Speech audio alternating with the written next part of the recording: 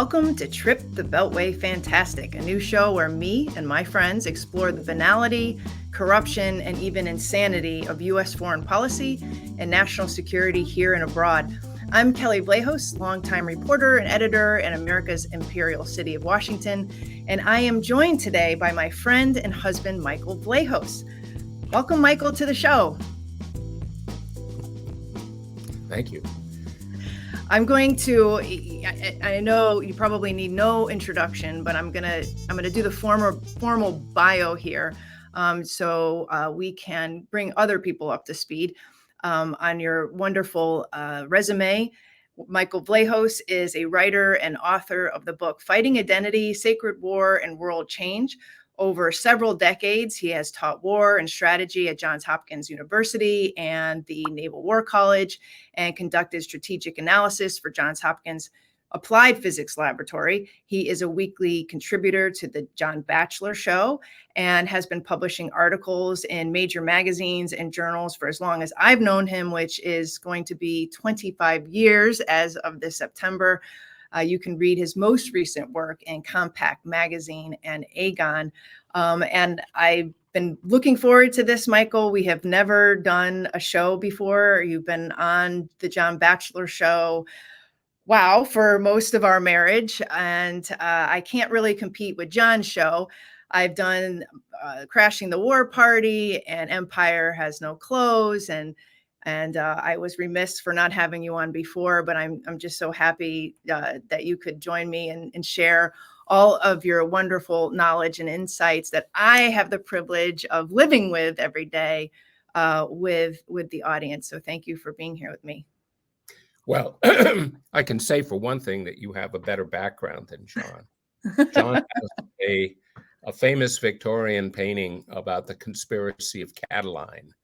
And it has, it's a wonderful archaic view of the Roman Senate, but your AI representation of one of the 50s science fiction movies I haven't yet seen is really arresting and compelling. And in your opening, by the way, did you say venality or banality? Both. I guess I could say banality and venality. They both work when we're talking about the blob in Washington. Yes, they are twins. They're kind of dualistic. So I want to get right to it because we don't have a ton of time. We're going to try to do this in we'll give it about a half hour, 40 minutes. But I know that you really wanted to talk about the art of failing at proxy war, a practical handbook, which you charted out some notes for me, and I really appreciate this. And this is something that you and I have been talking about pretty frequently over the last year or two since the start of the war in Ukraine. But I want to start out just to have a basis for the rest of the conversation. Can you tell the audience? Can you talk a little bit about what is a proxy war? What constitutes a proxy and a proxy war before we go forward? Well, it has two words, proxy and war. And so the simplest definition is the art of making war through a third party. Basically, you suborn a third party to do the fighting for you, to take the heat, and also to be the one who's fingered, as it were, so that you are officially hands held high, not part of what's going on, and yet, in effect, you are making war on your enemy. You're just using someone else to do it. Yeah, and I know when I hear proxy war, I immediately think of the Cold War and a lot of the CIA-backed conflicts in Central America. I think of Vietnam, but you've written a little bit about proxy wars going back even further than that. And one of the things that jumped out at me when you sent me some notes about what we were going to talk about today was that most of these proxy wars are successful for the proxy, but not so successful for the supporting nation, that sometimes it actually be quite destructive for the nation that is pursuing the proxy conflict. Can you get a little bit into, are proxy wars successful? Are they not? Is one side or the other more vulnerable when pursuing them? And maybe give us some examples of what you mean by that. Proxy wars are successful when they're well chosen and when they're done right. And we should get into what the rules are behind both of those elements.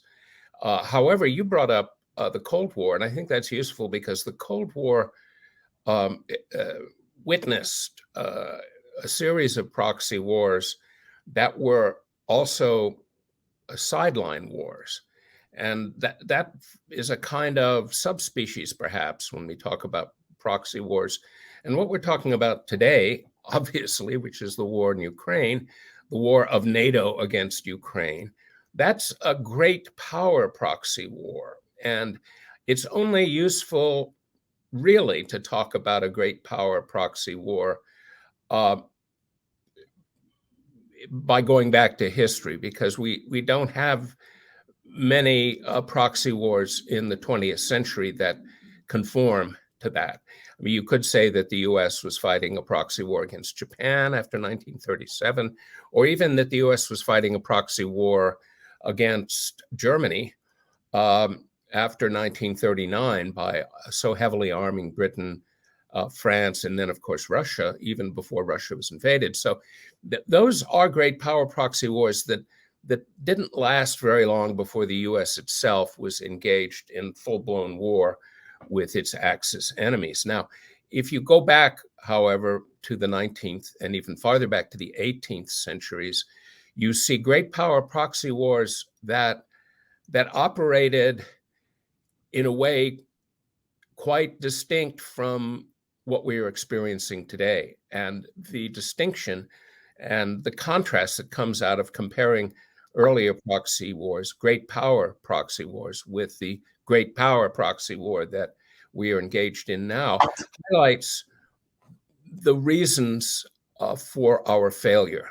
And those reasons are absolutely essential to grasp and to learn from if we're not going to fail again and again in the future, and if our failures are somehow not to catch up to us in the way that I think they very well might in the next few months. So the two great proxy wars that succeeded to a degree, one succeeded magnificently and then had a catch, a blowback.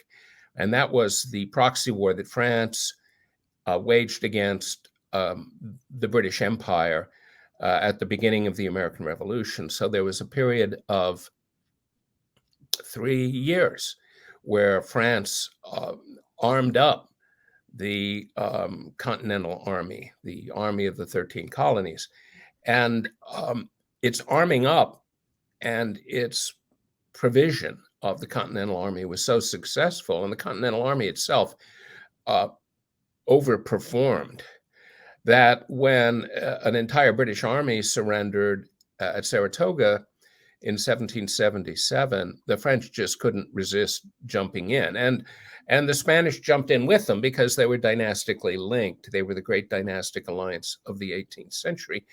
And with enormous power, the Spanish and French fleets together were 50% bigger than the British Royal Navy.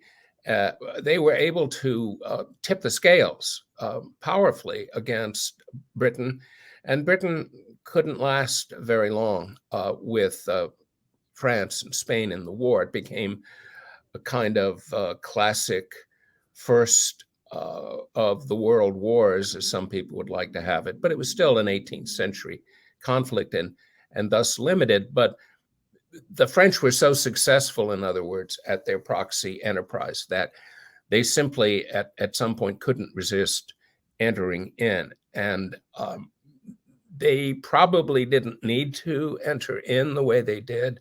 the Continental Army and the 13 colonies would probably have bogged the British down and come to some kind of agreement. And the reason I raise that is that had the French been more modest in their pursuit of the proxy war against Britain, they wouldn't have got into the $500 million livres debt that crushed the French economy and brought about the French Revolution. That's the blowback I mentioned a minute ago. So there is a lesson there that even the most successful proxy war tempts the power to go for maximum goals and objectives. And those maximum goals and objectives may not, in fact, be realizable. They may be pure fantasy. And of course, that is what we see happening today in Ukraine. And this is, I guess you could call it a rule of proxy war, is to keep your goals clear and not exceed your goals simply because a fleeting opportunity appears, or for a moment in the dynamics of the war, you are suddenly seized by the conviction that absolute victory is just ahead and nothing can stop it. So why not go all the way? And this was the mistake that France and Spain made in the American Revolutionary War. The second really important great power proxy war is one that is not as well known. And that took place during the American Civil War, when Britain, Great Britain, the British Empire, literally waged a proxy war against the United States, which is to say the Union or the federal states that were fighting the Confederate nation for the period of 4 years from 1861 to 1865. Now, the British jumped in because they saw the United States as a competitor that was going to eclipse them, just the way that the US today sees China as a competitor that will potentially eclipse the United States. And in fact, the US was on track to have to grow to a larger GDP than Britain by 1870. And that meant that the British were quite well aware in the early 1860s that they were, A, too dependent on the US for their most important industrial good, which was cotton, and that the US was building up at such a rate that it would take over. Britain wouldn't be the primus inter pares great power that it had been since 1815. So what the British did is they supported the South. They gave the South the weapons they needed to fight the war. If Britain hadn't given 1 million rifles to the Southern cause, the Confederacy would not have been able to fight. And the British also created a breach in the Union blockade of the South. The Union was trying to keep cotton from leaving the South and keep arms from coming into the South. Well, Britain made sure all those arms were going to get to the South by taking their entire battle fleet, which was unassailable at the time, the first ironclad battleships, sent them all to Bermuda, which is just a stone's throw off the Atlantic coast of the US. And all a Southern blockade runner had to do is make the 100 plus miles from some port like Savannah or Charleston or Wilmington and get to Bermuda. And once they were there, they were free. And this was a real aggressive move on the part of the British. And the US, in fact, almost went to war with Britain because a British steamer, Royal Navy warship, stopped an American steamer that was carrying the Confederate envoys to Mason and Slidell to the courts of Louis Napoleon and Whitehall then in London. And the British had to send their entire strategic reserve, about 20,000 troops, to Canada. And that meant that something was exposed there that really sunk into the British, namely that they did not have the military power to hold Canada if they went to war with the United States. This Wow. is very similar to what has happened in the Ukraine war, where the great constellation of force that bestrode the earth like a colossus, namely NATO and the United States in that alliance, turned out to be something of a paper tiger. Now, Britain's 20,000 troops weren't a paper tiger, but the Union forces could put 10 times that many troops into Canada. And once Britain lost Canada, the British Empire was done. Canada was literally the strategic depth of the British Empire, and still is, you could argue. But the fact is that was a warning sign, and the British, meaning the parliamentary leadership, the Prime Minister, the Foreign Office, the Admiralty, they all came to a realization that maybe Britain shouldn't push this beyond what they've already done. And so they knew that it was dangerous to go to war with the US, fatal perhaps. And then they also got a little message around 1863 from the Russians.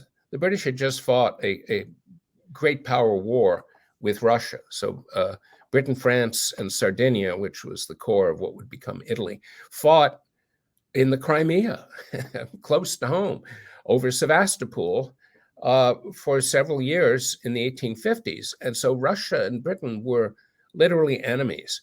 And in many ways, Russia was the enemy of Britain then, the way it still is now, but in a way where Russia had been beaten in the Crimean War and so could only play a spoiler role.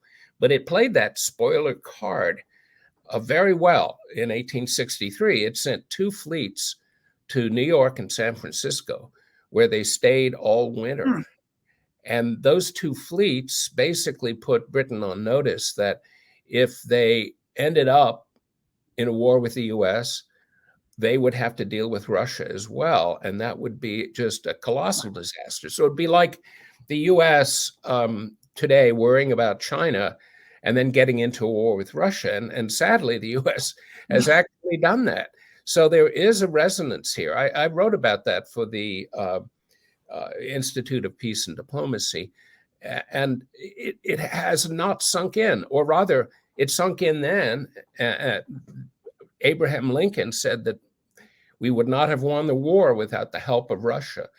Grant made a grand tour of Russia after the Civil War, and the Russians embraced him, feted him from Moscow to St. Petersburg. And the truth is, there's a great lesson there. And we got a lot out of it. There's a great story there. I think somebody should write that up for responsible statecraft. Okay, well, it's there. It can be repackaged and repurposed, as they say. But the other thing is, the U.S. got Alaska out of the deal, 580,000+ square miles, and Britain really did something critical in any proxy war that threatens to get you in over your head, and that is the British decided. In the words of Kenny Rogers, you've got to know when to hold them, know when to fold them, know when to walk away. And the British were able to do that. Truer words were never sang at the Grand Ole Opry.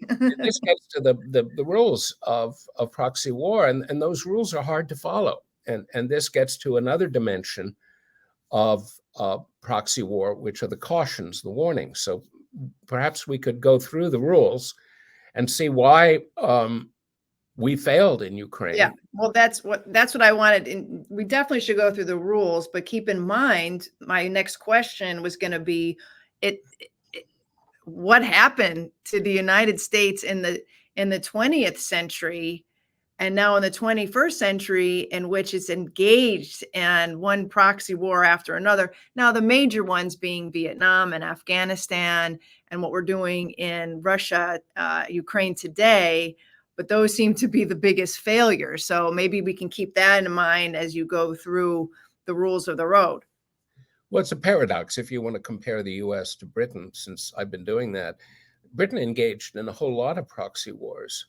and against, for example, against the Ottoman Empire in the War of Greek Independence, did that very successfully. But Britain had incredible leverage over nations in what we call the developing world back in the 19th century.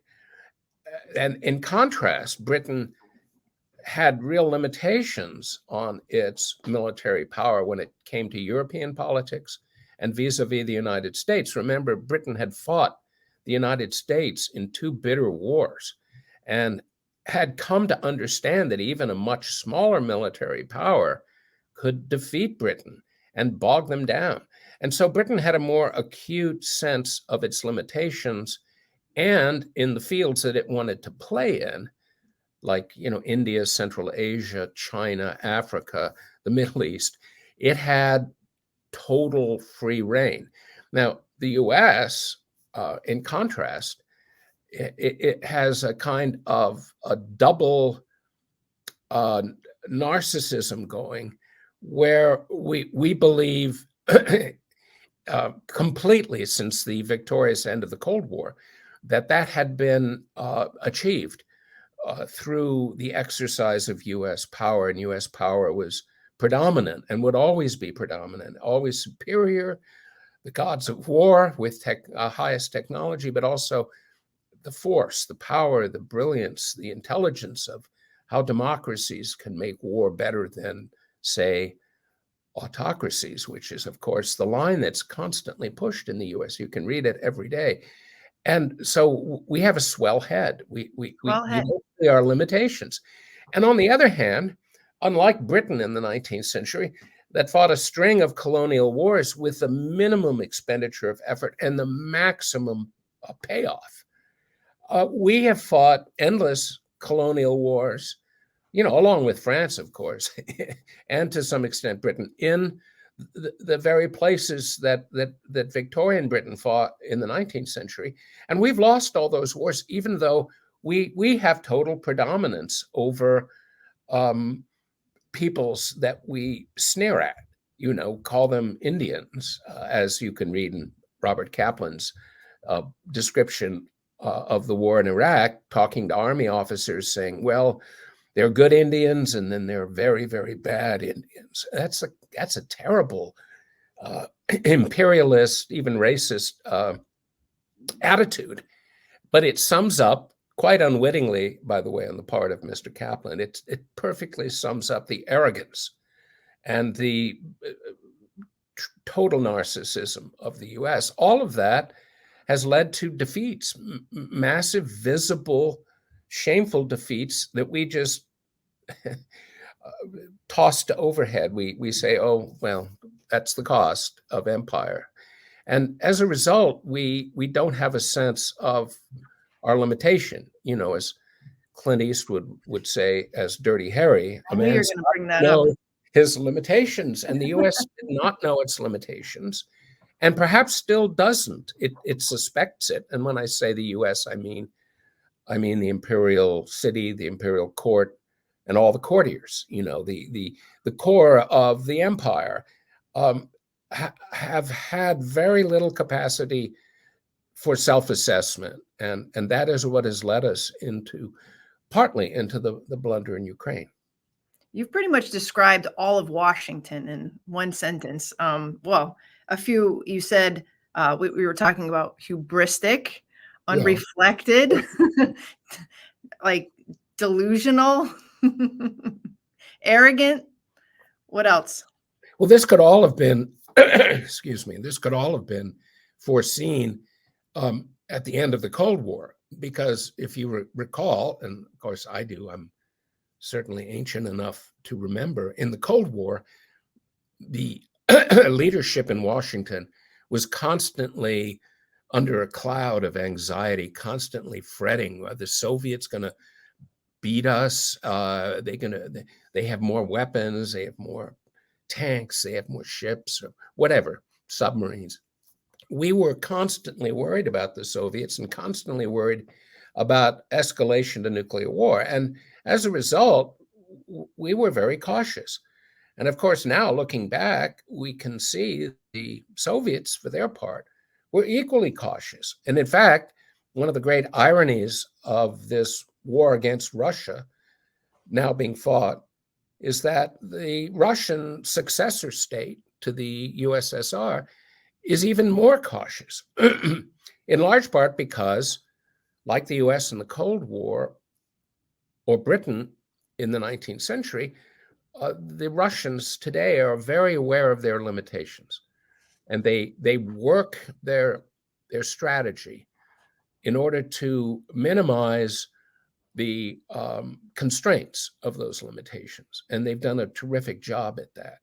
And so it's an obvious lesson that if you're an empire that is seized with unyielding hubris, that's going to catch up with you. And so that's a pretty easy judgment. But there are other things that we fail to do as well. And those are worth talking about in terms of a proxy war.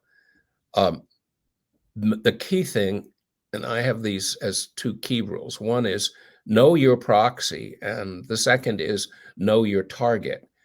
You need to have a proxy that has a chance to win or a chance to seriously deplete or degrade your enemy. And in Ukraine, we chose a poor proxy, and it was a poor proxy. It radiated limitation, it radiated weakness, and we could see. Can I time you out for a second? Just for the viewers here, because I know that there is a debate over whether or not this is a proxy war in Ukraine. I'm sure if we got some establishmentarian type on the show right now, they say, absolutely, this is not a proxy war. We are just supporting Ukraine defending itself against the Russian invasion. Can you just explain why this fits the definition of a proxy war? Well, I mean, there is a reason, and it's a very profound reason, why the word most in use today in the hive or the blob or the imperial court is the word gaslighting. So gaslighting is all you get today. And of course, they would say black is white and get their contract at MSNBC renewed in an instant. This is par for the course. So a proxy war is simply aiding a proxy in their combat with your enemy. In other words, you are not just giving aid and comfort, you're sustaining them. And this clearly is the case with Ukraine. In fact, it's more than clear because we've actually had large numbers of allied forces in Ukraine. 5,000 Poles have been casualties of the war. And they're not, pole dancers or construction workers who just waltzed into Ukraine. These are military guys. We also have our own special forces, British special forces. We have tons of contractors, many of whom have been manning the HIMARS and Patriot batteries. And we've taken losses that we haven't admitted to. And so it's something of a scandal there. You can regularly track AWACS and all the many special aircraft that the U.S. has 24/7 hovering just outside the airspace of Crimea, for example. So it's a scandal. This is a NATO proxy war with Russia, not just a U.S. proxy war. This is a NATO. Okay, let's not get into gaslighting here either. NATO is called an alliance, but it is an imperial alliance. And as the war has demonstrated, our NATO allies are in truth clients. They're client kingdoms, which is what the Romans would call them, or the British called them, protectorates. We protect them. They've allowed their forces to just wither away in many cases. And they're vassals of the United States. So yes, it's an American imperial enterprise against Russia, using Ukraine as the combatant, as the one who takes the hits, who bleeds, and who sacrifices. And in many ways, this gets to two of the problems. Before I get to the cautions, let me just finish with Know Your Proxy. We didn't take a measure of Ukraine, but we should have, from their 2014 confrontation with Russia and what happened after that. The very corruption that penetrates every facet of life in Ukraine means that there are going to be tremendous limitations, not simply in how they make war, but how their conduct, their relationship with us. And that sort of corruption on their part is going to destabilize the effectiveness of our ability to help them.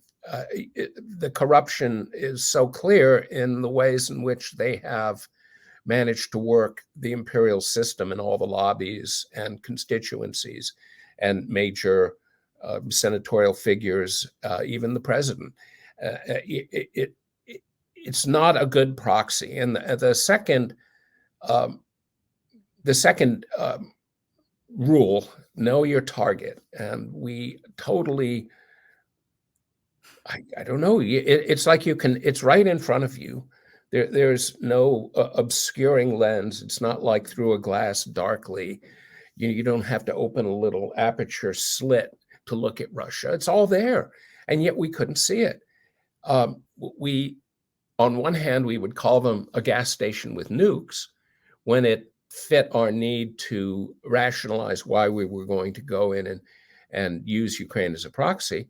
And then on the other hand, we made them 10 feet tall, just as we had in the Cold War in the period right before the war began, where we said, oh, they'll be in Kiev in 3 days. And we did a trick on ourselves. They were never aiming for Kiev. They were never aiming to occupy all of Ukraine. And in fact, they didn't have the forces to do so. But rather than come to that understanding, and we do have pretty good intelligence on forces and intent, we started looking at Ukrainian resistance and suddenly thought to ourselves, whoa, they've stopped the Russians. The Russians are obviously a paper tiger. And what we did is we fell into the trap of promoting our own deepest desires and preferences on the basis of the thinnest of evidence that was misrepresented, and it was a crime that it should have been so distorted. Let me just push back a little bit, because they did try to go to Kyiv at the beginning of the invasion and were stopped. So they had tanks like right outside of the capital. So I do think there was some intent to take the capital city, but they couldn't. And they are probably suffering from their own lack of reflection and hubris. Right, which they, to their credit, they immediately understood. They went through a dramatic recalibration and rethinking, changed their strategy, and have gone from success to success ever since then. And many will argue about that, but there is no arguing with what actually has happened since those first several months of the war. And when I said they didn't plan on taking Kiev, they were planning on overthrowing the current regime and installing a new one, and not to do anything as extravagant as, say, the German army entering Paris in 1871 or 1940. So that's easy to quibble about, but the fact is they were launching a quick operation in their minds to overthrow the regime. It failed, but then they had every opportunity to fall back to a more achievable plan, which they did. And since then, they've been pretty impressive in their capacity to adapt and rise to the challenges of the war they suddenly found themselves in, the longer war, the war that was open-ended against NATO. NATO's done the opposite. It has gone from one trope of victory to another. For example, the counteroffensive is coming. the American and German tanks will, et cetera, et cetera. So the U.S. is responsible for not taking the measure of our enemy, Russia. And one of the worst sins here is by making Russia the enemy in the first place. Had we taken a better look at Russia, say the way we did during the Cold War, we would have given them the benefit of the doubt, even if we couldn't come to a good analytic judgment, which of course we could have. We would have known that Russia isn't the main enemy. And if we're really worried most about China, then we're getting into a sideshow that is terribly risky, because the instrument that we would prosecute this sideshow with is a weak reed. That's Ukraine. So we chose a proxy war that did not have a high probability of succeeding in terms of Ukraine defeating the Russians or completely depleting them. And so this gets into the cautions. And the cautions are not simply about the U.S. not engaging in honest analysis. The real caution that comes out of proxy war is that proxy wars give you a false sense of power and security. Because you're not engaged in the war, you think you're safe. And in fact, NATO leaders still think they're safe. You have the Prime Minister of Estonia basically saying that we're engaged in self-deterrence, that we're letting Putin intimidate us because he'll never escalate. He's just bluffing. Lots of so-called responsible courtiers in Washington say that every day. And it's not true. And the only reason I think that Mr. Putin has to keep reminding us that there is this doctrine about Russia defending itself, and because we keep wanting to forget it so that we can again do the kinds of things we want to do. And the false sense of security about a proxy war is very dangerous, because you end up in the current meme is crossing red lines, but the prosecutor of the proxy war is always tempted to escalate beyond either what is reasonable, what can be possibly achieved, or what will provoke your target, your enemy. And that's because you feel safe. And so feeling safe leads to the willingness, in fact, the eagerness to engage in behavior that will trigger your enemy, and then you'll be in a very different kind of conflict. And this is, I think, getting back to Britain's experience in the American Civil War. They saw all of those snares and traps, and they knew from the Trent Affair, which almost led to war at the end of 1861, they knew from that incident that they had better be careful, and they were. On the other hand, they were very aggressive. They crossed a lot of red lines. I mean, in 1863, they were building two of the most powerful warships in the world, at least in terms of being advanced technologically and carrying extremely powerful weapons.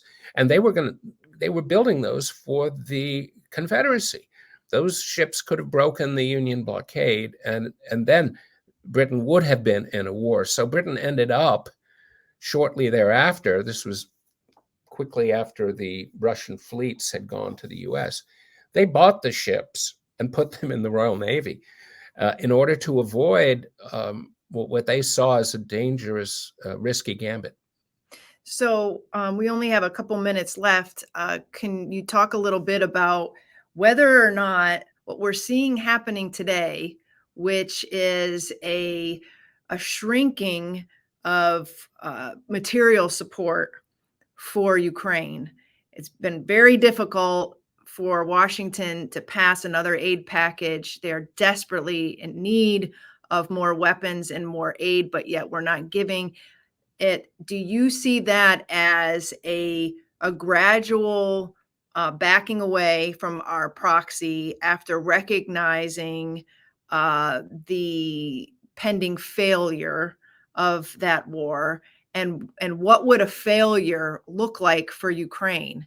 Because they've been used over the last 2 years as NATO's proxy, as the US proxy.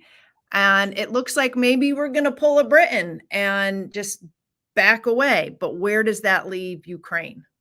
Here's the problem for the United States compared to the much milder a problem that Britain had during the American Civil War.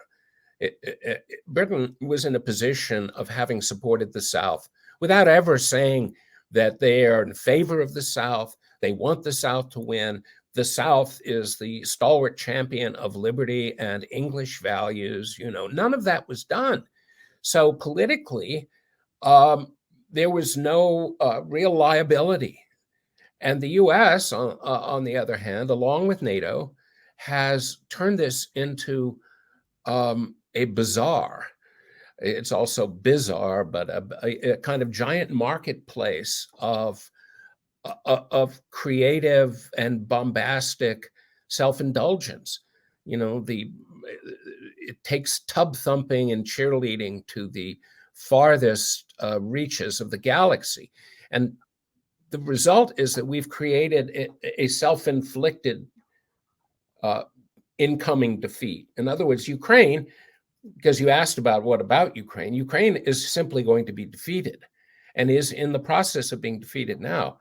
On the other hand, the United States and NATO have created a situation where only their maximum objectives would suffice.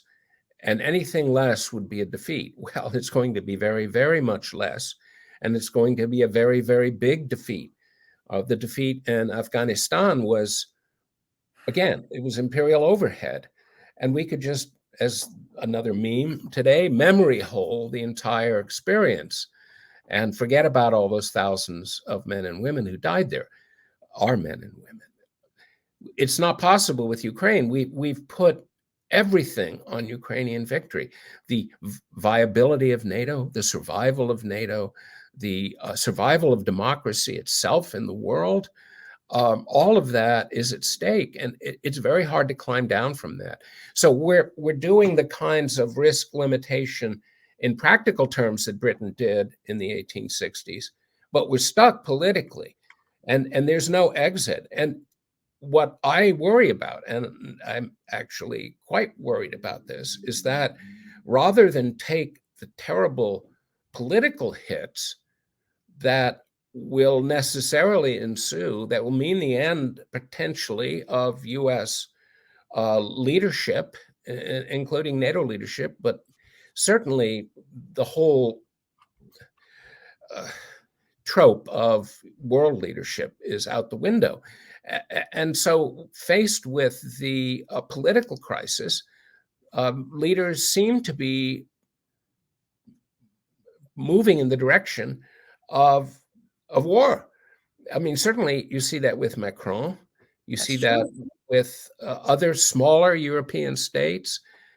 They're so afraid of the failure turning into irreparable defeat that they're willing to risk an actual, as they say, shooting war. I can't bring myself to use the more current meme, World War III. We've had World War III already. That's what all the neocons tell us, and we won.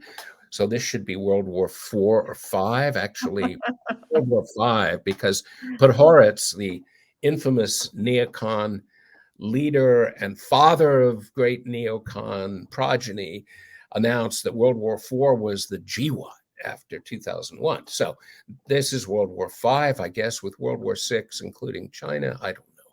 But the fact is, the war talk is everywhere in the imperial city. And at this point, the United States has become a wholly militarized empire, like the late Roman Empire before it fell. And the militarization has a very pernicious consequence. And that is that, again, this gets to another cliche, but everyone will recognize it. If you've got a hammer, everything looks like a nail. And others bring up whack-a-mole, but people love to play whack-a-mole at the amusement park, the fun house. And so we all have only the military, plus the military is essential to the survival politically of today's American elite, because today's American elite is interwoven with the military-industrial complex, and the need to grow and have more profits drives, or at least excuses, the choice. And so all you need to do then is do what all of the commentators are doing right now, which is to say, oh, we have to mobilize the U.S. I read that in 4 or 5 articles in the last couple of days. We must mobilize the U.S. like World War II in order to deter China and Russia. Well, we haven't deterred them. Deterrence isn't a U.S. substitute for the French word dissuasion. It is provocation. Deterrence is the way we provoke the enemy so that we can then make the choice to go to war.